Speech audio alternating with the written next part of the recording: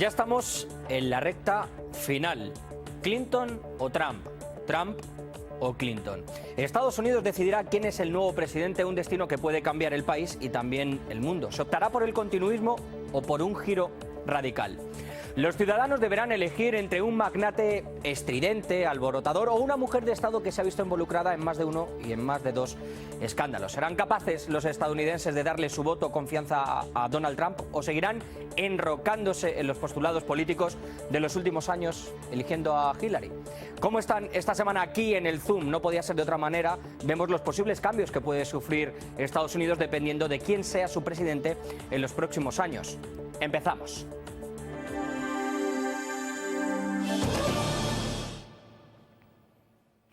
Terminó la pasada semana la convención de los republicanos y Donald Trump sale triunfante para ser candidato presidencial. La división del partido finalmente, pues no ha sido tanta y el multimillonario verá su sueño cumplido. Está, y con todo derecho hay que decirlo, en la carrera por ocupar el despacho Oval.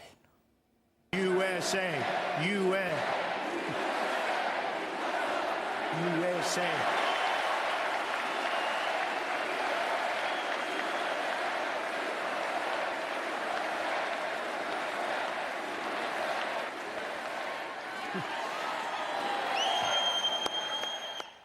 Parece mentira, pero ahí está. Una carrera electoral que empezará su más encarnizada lucha después de que Clinton ya haya sido postulada como candidata demócrata. Eso sí, después de que Sanders haya dado un paso a un lado y mostrara hace unas semanas su apoyo a Hillary también en la convención demócrata, algo que divide y de qué manera a sus votantes. Y más si cabe cuando, gracias a las filtraciones de Wikileaks, ha quedado al descubierto que ese partido quiso perjudicar la campaña del bueno de Bernie Sanders en favor de Hillary Clinton, lo que ha llevado a que este jueves, mañana, la presidenta del Partido Demócrata vaya a presentar su dimisión tras la convención. Tras ha sido el revuelo que ya se ven incluso manos negras detrás de la filtración de estos 20.000 emails, casi nada, entre enero de este año y el día 25 de mayo, que evidencian la preferencia por uno de los candidatos. Tanto es así que, claro, ya se ven manos negras. No es que ustedes me vayan a acusar de ser, conspiranoico, pero es que se mira a Rusia. Yo tampoco me lo podía creer, pero es que es así. Verán. El periódico The New York Times llega a plantearse esta pregunta. Parece graciosa, pero ¿está Vladimir Putin intentando entrometerse en las elecciones presidenciales americanas? Claro que sí. Una conspiración del Kremlin, cómo no, para ayudar a Donald Trump. E incluso los integrantes de la campaña de Hillary afirman, según The Washington Post, que la filtración fue una maniobra de Putin para ayudar a Trump a través de los hackers. Permítanme que me rían. Saben que este es un programa serio, pero es que también se escucha la duda de Obama, a CNN, pero es que alguno, a veces lee cosas o las escucha y es imposible que no se le dibuje una sonrisa en la cara o soltar alguna carcajada. Seguro que ustedes ya lo han soltado en casa. Aunque yo sinceramente, se lo voy a confesar, no sé dónde ven que Trump ame con locura al señor Putin, porque en la hoja de ruta de los republicanos, que algunos han calificado como autopsia, se señala a Rusia, a Moscú, precisamente como una amenaza, como un país represor de los derechos humanos. Así que no sé de dónde se sacan esas conclusiones los periodistas estadounidenses, los políticos o algunos analistas, que se dediquen a sus asuntos y que dejen de emponzoñar, que siempre estamos con lo mismo, Rusia aquí y Rusia allá. Y hablando de cosas serias, dejamos al lado estas bromas y conspiraciones, hablemos de lo serio. Millones de personas que van a decidir el futuro de su país, pero también indirectamente de otros muchos ciudadanos a nivel mundial. Estados Unidos, una potencia excepcional, especial, como dice el propio Obama, todavía presidente, el motor del mundo, como muchos políticos y expertos también lo dicen. Pues bien, en cada uno de los ciudadanos estadounidenses está la decisión que puede cambiar muchas cosas en el mundo. Por eso nosotros hemos acudido, como siempre, a la calle para saber qué es lo que piensa la gente. Y en esta ocasión, como no podía ser de otra manera, nos marchamos hasta la capital del país norteamericano, hasta Washington. Y a nuestra pregunta, ¿necesita Estados Unidos un cambio radical en su presidencia o se tiene miedo a ese cambio? Verán lo que nos han contestado.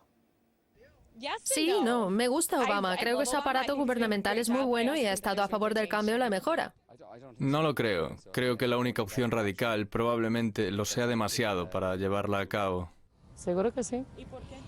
Bueno, pues muchas cosas que están sucediendo y ¿qué se está haciendo? Están hablando muchas cosas y no se hace nada. Yo creo que Obama es un gran líder y no necesitamos un cambio tan radical. La economía está creciendo y tenemos que conseguir que continúe creciendo, porque si volvemos al radicalismo, eso será un retroceso y nos llevará a una crisis. En realidad no lo creo. Porque el radicalismo es un paso atrás.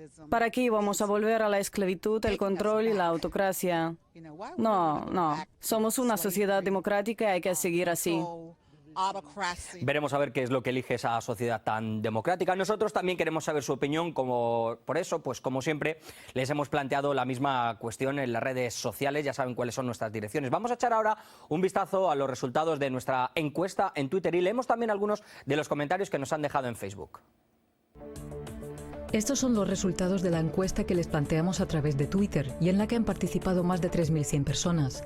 A la pregunta ¿necesita Estados Unidos un cambio radical en su presidencia?, el 50% de los votantes dice que no y que Clinton debe ganar las elecciones. Por su parte, el 31% opina que Trump sería una revolución, mientras que un 19% cree que Estados Unidos no necesita cambiar de forma radical. Pasamos a leer algunos de los mensajes que han dejado en nuestra página de Facebook. Alex Alvarado Jiménez dice que mientras Estados Unidos no cambie su totalitarismo bárbaro bombardeando tierras ajenas para explorar sus recursos naturales, pues que da igual quién llegue a ser presidente porque todo seguirá de mal en peor. Obando Vázquez Jeffrey afirma que se necesita un líder que pueda lidiar y negociar con todas las naciones del mundo. En resumen, un presidente que pueda cambiar las formas de negocio en el mundo y salir de la etiqueta económica que hasta ahora tiene Estados Unidos. Israel Saad es tajante y dice que sí. El país necesita un presidente que gobierne para el pueblo y no para las corporaciones y los bancos internacionales. Y espete que ese candidato es Donald Trump. Y por último, José Francisco Frías nos comenta que el cambio debe de ser radical en la política de Estado, en la que deben de prestar más atención a sus asuntos internos y dejar por completo de meterse en los asuntos de otros países, por ejemplo Venezuela, Siria, Libia, etc. A mí me resulta interesante, no sé a ustedes, que la mayoría de la gente que ha opinado en Twitter quiera continuismo, pero después en los comentarios o a la gente que hemos visto en la calle, pues hablan sobre ese cambio radical y no el seguir esas políticas de injerencias o de la corporatocracia. Bueno, y a estas alturas del partido, a estas alturas del programa, yo me pregunto, ¿quién gana? Porque de eso se trata, ¿no? ¿Qué es lo que dicen las encuestas? Vamos a verlo. Pues la última realizada precisamente este pasado fin de semana indica que Trump aventaja a Clinton por 3 puntos y los sondeos de otras empresas que están viendo en sus pantallas especializadas en estos sondeos, bueno, pues nos muestran cómo votarían los ciudadanos estadounidenses en el caso de que las elecciones fueran hoy mismo. Aquí Real Clear Politics otorga un 49% a Clinton por un 59% de Trump y otras empresas como Rasmussen o Reuters reflejan esos datos que están viendo ustedes en sus pantallas. Y es que el señor Donald Trump está recabando votos hasta de quien menos pueden sospechar. Se lo voy a mostrar, del hermano de Obama. ¡Wow! El hermano del presidente Obama, Malik, acaba de anunciar que votará por mí. Probablemente fue tratado mal por el presidente, como todos. Hermano contra hermano, no es que esto sea una guerra civil, ni mucho menos lo queremos, pero muy bien no lo debe haber hecho el señor Barack Obama para que su propia sangre vote también en su contra. La batalla promete ser dura.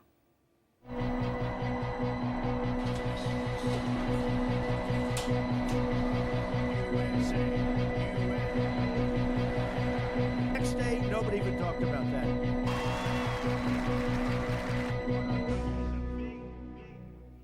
Como les digo, la batalla promete ser muy dura, casi una guerra, y de hecho ya se han lanzado los candidatos más de un dardo envenenado, acusaciones mutuas sobre los escándalos, la gestión, incluso entrando en lo personal, todo un espectáculo, como mandan los cánones y como le gusta sobre todo a los estadounidenses. Nosotros queremos profundizar en las posibilidades que tienen ambos candidatos, en cómo va a afectar la llegada de uno u otro a la Casa Blanca, y para ello hablamos con David Redoli, sociólogo y expresidente de la Asociación de Comunicación Política. David, muchísimas gracias por estar con nosotros. Los sondeos por ahora dan una cierta ventaja a Donald Trump. ¿Quién lo iba a decir? ¿Aguantará el tirón hasta noviembre? ¿Qué piensas? Hola, buenas tardes. Bueno, pues va a ser complicado que podamos anticipar qué es lo que va a pasar.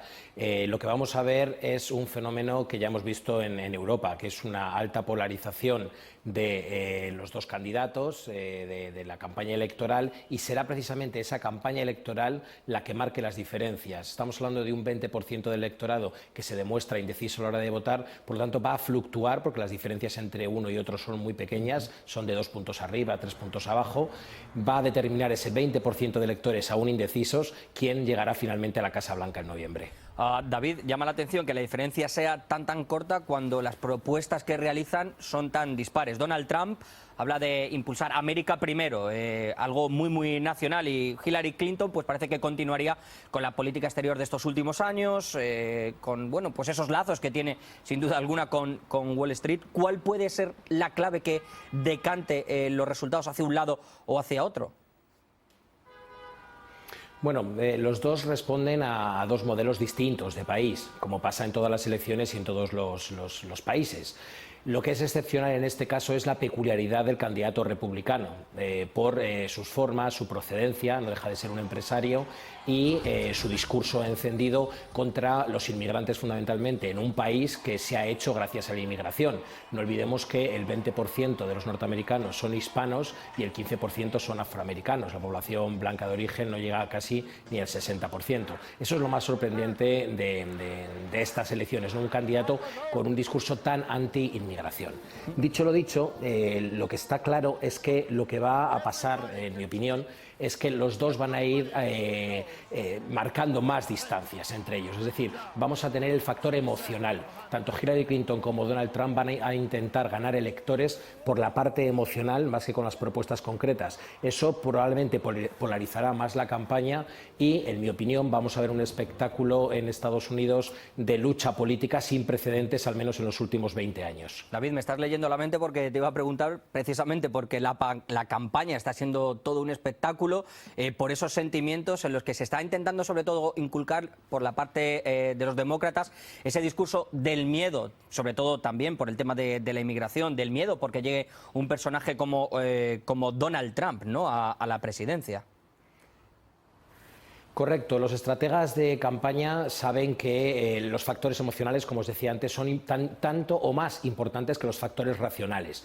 Por lo tanto, habla el despliegue racional de propuestas económicas, propuestas sociológicas, políticas, pero también habrá ese juego emocional. Es verdad que los demócratas van a jugar con el discurso del miedo frente a lo que le puede pasar a Estados Unidos con un presidente como Donald Trump, pero Donald Trump jugará con el discurso de la ira y del resentimiento.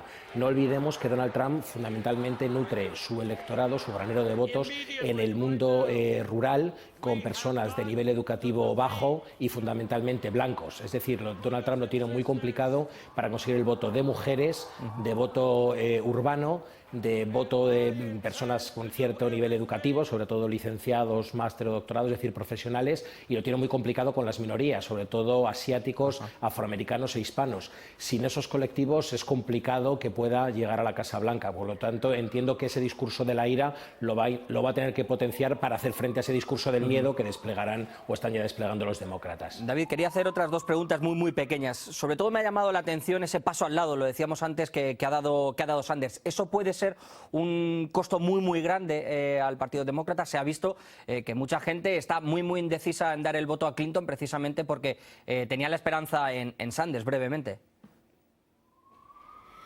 Sí, yo creo que lo que va a ocurrir es lo que llamamos el voto depresivo, los sociólogos. El voto depresivo básicamente es aquellas personas que no ven que su candidato haya llegado a la nominación, en este caso Bernie Sanders da un paso a un lado, votarán a la candidata que finalmente resulta electa, pero puede que no se impliquen en reclutar más votantes. Es decir, votarán ellos por el Partido Demócrata, pero a lo mejor no traen a 3, a 4, a 5, a 6 o más votantes, que es lo que suele pasar cuando alguien está implicado en la lucha de base, ¿no? Un militante de base siempre arrastra votos. Puede que ocurra eso del voto depresivo, que gente que estaba con Bernie Sanders vote a Hillary Clinton, incluso puede alguno abstenerse, pero que no hagan mucho trabajo de base para atraer más votantes. Ese problema lo va a tener que enfrentar el Partido Demócrata con seguridad. Pues David, muchísimas gracias por haber estado con nosotros en el Zoom. Desde luego que este testimonio nos sirve muchísimo, nos deja las cosas mucho más claras. Me gustaría profundizar sobre todo en el tema de la política exterior. ¿Por qué? Bueno, pues porque hay que tener en cuenta que Estados Unidos es un país que maneja y mucho el devenir, el presente, el hoy, pero también el mañana, el futuro de muchas naciones, de millones de personas, con o sin injerencias, depende de cómo se lo quieran tomar ustedes. Y eso es algo que se tiene que tener muy en cuenta. Las ideas de Donald Trump no son solo diferentes, son peligrosamente incoherentes. En realidad ni siquiera son ideas, sino solo una serie de estrafalarias diatribas, enemistades personales y mentiras descaradas. En el 2009, antes de Hillary, el Estado Islámico ni siquiera estaba en el mapa. Libia era estable.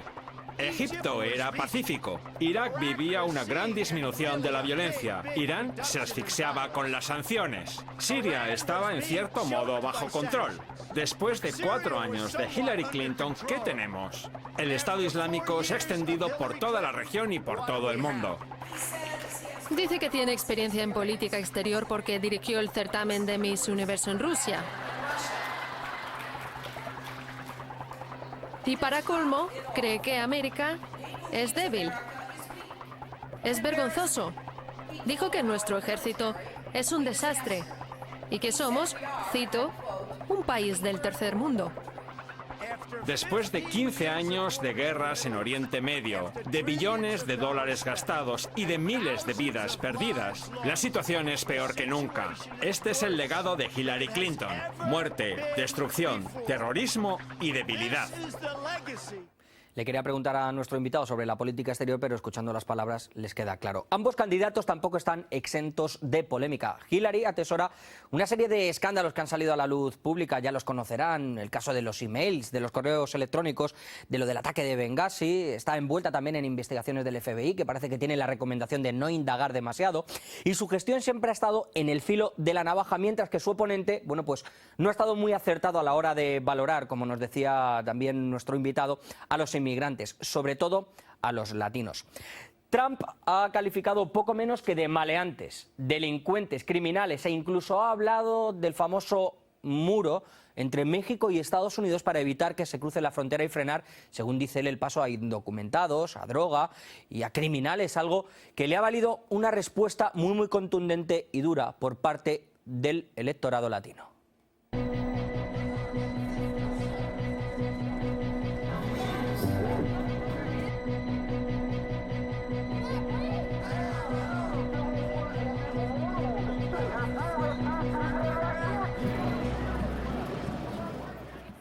Pues precisamente esta parte de los votantes puede ser muy determinante a la hora de elegir a quién va a ser el nuevo presidente de Estados Unidos. Tanto que la candidata demócrata ha elegido como fiel escudero al senador Tim Kaine para captar a los hispanos por su experiencia, por el idioma, tanto que incluso ella se atreve o a escribir o a chapurrear español. Encantada de anunciar mi candidato a la vicepresidencia, Tim Kaine, quien ha dedicado su vida a luchar por los demás. Y es que en Estados Unidos, amigos, viven 58 millones nada menos de latinos. 28 de ellos tienen derecho a voto. Así que campañas electorales en español. Páginas web oficiales traducidas. Pero ¿de verdad les importa a los candidatos esa comunidad? ¿O es que se es ahora muy amable en campaña electoral para conseguir el voto y después los largamos, nos olvidamos y seguimos dando privilegios a los de siempre? Se habla de deportaciones, de la política migratoria, del bloqueo o de las ayudas sociales. Veremos qué es finalmente lo que pasa. Porque en eso precisamente Trump no es que haya sido muy condescendiente, se ha mostrado muy tajante con este colectivo. Por eso nosotros nos hemos ido a uno de los países que este candidato tacha pues de problemático. Han acertado. Hasta México allí hemos viajado, hemos preguntado ¿quién perjudicaría más a los inmigrantes si fuera presidente de Estados Unidos? ¿Se imaginan las respuestas o no? Escuchen. Pues definitivamente Donald Trump, porque él ya lo ha declarado abiertamente que va a expulsarlos y que va a construir el muro y todavía quiere que México lo pague, ¿no? Es una locura. Bueno, definitivamente Donald Trump, definitivamente pues es un hombre que siempre busca golpear, pisotear todo lo que son las libertades de los ciudadanos, inclusive americanos, que se encuentran viviendo actualmente en Estados Unidos. El republicano Donald Trump, porque Su partido se distingue por tener, digamos, una postura muy clara frente a las restricciones que deben, desde su visión, colocar ante las personas que están en Estados Unidos sin documentación. Donald Trump. ¿Por qué? Porque nos está discriminando y gracias a él, pues muchas personas están allá y pues, trabajan en sus empresas o algo así. Nos discrimina por ser mexicanos. Yo creo que todos somos iguales ante Dios, ante la ciudadanía. No tiene por qué hacer eso. Ya lo han visto, parece que lo tiene muy claro desde el país vecino, y es que esa es una de las políticas más definidas de Trump, quien también dice ahora que se deben revisar las entradas de franceses y alemanes, una postura de proteccionismo a lo americano que no solo llega con el tema de la inmigración, también con el dinero.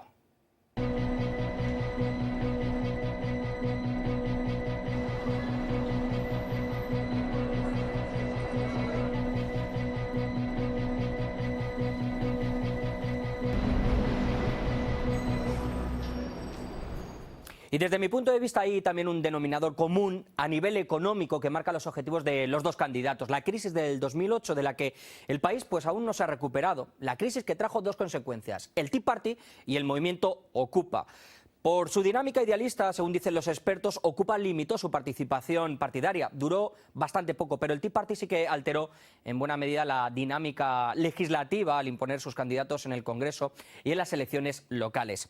Y es que, amigos, aquí es donde entra la conquista de los votos de la clase media, de los desencantados, de los que mueven la economía del país. Trump encarna esas ansias y también los deseos de esa gente. Los arenga en sus discursos con un claro matiz social y económico, porque sabe que lo del sueño americano se ha terminado. El lema de campaña lo deja claro: primero América. Hay muchos sueños que están rotos y mucha gente en el umbral de la pobreza. También negocios cerrados. Pero hay que tener en cuenta otra cosa. Hoy ese país tiene unas minorías que avanzan, que no quieren quedarse en un segundo plano, y eso es visto por la población blanca como si fuera un recorte a una presunta condición de superioridad que deben tener. Y es aquí donde chocan ambos por conseguir, como digo, esos votos. Nosotros vamos a analizar ahora con el escritor y profesor Jorge McFood las claves que pueden desequilibrar la balanza a un lado o a otro. Jorge, ¿qué tal? Muchísimas gracias por estar con nosotros. Vemos que los candidatos tienen unos discursos dispares, mientras que uno se refiere más a lo económico, como por ejemplo Donald Trump, en cuanto a ayudar a los que están desempleados, etcétera. Hillary Clinton intenta captar ahora a esas minorías de las que estábamos hablando. ¿Qué tal, Javier? Gracias por la invitación. No es ninguna novedad en Estados Unidos especialmente, pero en cualquier parte del mundo, la realidad está hecha básicamente de palabras. Las palabras crean una fantasía y promueven cambios en la realidad para un lado o para el otro. Y básicamente en este caso es esa naturaleza humana quizás está más acentuada. Si vemos desde el punto de vista tradicional, según los estándares tradicionales, la economía ha mejorado muchísimo desde que asumió Obama. En ese momento se perdían 800.000 puestos de trabajo por mes. Y la recesión termina en el año 2009, prácticamente medio año después que él asume, en julio de 2009, y desde ese momento no hubo más recesión. Se comenzaron a crear más o menos entre 200 y 300 mil puestos de trabajo mensuales. Desde muchos puntos de vista, Wall Street ha subido exageradamente, etc. Desde el punto de vista del estándar tradicional, la economía ha mejorado radicalmente. ¿Cuál es el problema? Que el gran problema que se viene arrastrando desde los años 80, si uno ve la distribución de riqueza en la estructura de la sociedad, obviamente una minoría, que ahora ya no es el 1%, es mucho menos del 1%, es 0,2%, acapara lo que en riqueza lo que tiene el 90% restante. Jorge. Sí. Me gustaría preguntarte, hablas de una recuperación económica, pero lo cierto es que en esta campaña estamos oyendo y viendo enumerados los diversos problemas que tiene precisamente la economía de Estados Unidos, que si bien Obama ha dicho en factores macroeconómicos que sí que ha mejorado, vemos, bueno, pues tema de desempleo, como tú decías, las minorías son las que atesoran toda esa riqueza. El votar a uno u otro candidato puede estar más en lo económico por las necesidades, mucha gente en el umbral de pobreza, ciudades deprimidas como por ejemplo Detroit, o en lo político, en una figura como Hillary Clinton que tiene, digamos, un peso de Estado. Bueno, depende de quién explote mejor esa inseguridad o más bien insatisfacción que es totalmente inconsciente de la población. Aunque se diga explícitamente que esa pequeña minoría sigue acumulando la mayor parte de la recuperación de la riqueza, ha pasado en México también con Slim. Cada vez que hay una catástrofe económica, los ricos que tienen dinero se vuelven aún más ricos porque son los que invierten y cobran barato. Eso ha ocurrido aquí en Estados Unidos y se ha ido radicalizando esa posición, especialmente con los impuestos, los recortes de impuestos hacia los ricos. Depende de quién explote mejor esa situación. ¿Cómo lo hace Donald Trump? Bueno, creando lo que ya se sabía y se practicaba en el siglo XVIII aquí en Estados Unidos, un odio de clases, un odio de razas para disimular las grandes diferencias de clases. Se decía explícitamente, mi trabajo, lo decían algunos gobernadores, mi trabajo ha sido crear el rechazo entre indios y negros, negros y blancos pobres, porque es la mejor forma de evitar la unión de esa gran masa de insatisfechos. Jorge, ¿qué es lo que está haciendo? Sí. Hablas ahora de, por ejemplo, de las etnias, ¿no? De las distintas razas. Depende de quién llegue a ocupar el despacho Oval, la política exterior puede ser muy distinta. Por ejemplo, con Latinoamérica, ¿cómo repercutiría que uno u otro llegara? O, por ejemplo, aquí, con este país, con Rusia también. Sería muy, muy distinto. Bueno, puede ser que por el caso de Donald Trump o Hillary Clinton tomen distintas opciones personales, pero yo creo que en el caso que gane uno o el otro, las decisiones básicamente van a estar tomadas por otros factores de conveniencia. Obviamente que en principio México en el plano de relaciones internacionales no se vería beneficiado por Donald Trump, que este es el aspecto de izquierda de Donald Trump, que es un fuerte proteccionista igual que Sanders y es parte de explotar la insatisfacción de la clase trabajadora norteamericana. Eso podría ser, pero a la larga, más un hombre de negocio como Donald Trump lo que cuenta es el dinero y qué beneficios puede tener él políticamente, económicamente, etc. Entonces la retórica, bueno, pueden cambiar mucho, incluso de aquí hasta noviembre, pero mucho más después. Veremos qué es lo que sucede, el tiempo se nos acaba. Muchísimas gracias, Jorge, por haber estado con nosotros aquí en directo. Termino nuestro programa de esta semana con una reflexión. Yo creo que gane quien gane, lo cierto es que ambos partidos, republicano, demócrata, van a tener que lamerse las heridas como si fueran un perro después de la batalla final, porque los votantes están desencantados y los militantes ya ni les cuento. Además, ambos candidatos han dejado en evidencia que no es oro todo lo que reluce, como yo decía, en Estados Unidos, que la gestión de Obama deja muchas lagunas, que hay muchos problemas por resolver, y eso implica un cambio en las políticas y en las decisiones que deben ilusionar de nuevo a millones de jóvenes que son el futuro de ese país y que ya ven en eso del sueño americano, como les decía, un eslogan, pero de humo.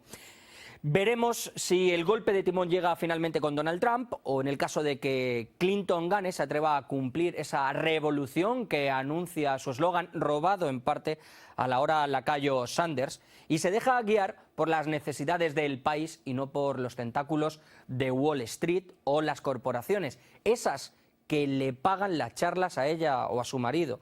Y si pierde, le quedará la famosa frase de Madame Pompadour tras la derrota del rey Luis XV: después de nosotros, el diluvio. Como siempre, saben que pueden dejarnos los mensajes en las redes sociales. Les espero la próxima semana. ¡Chao!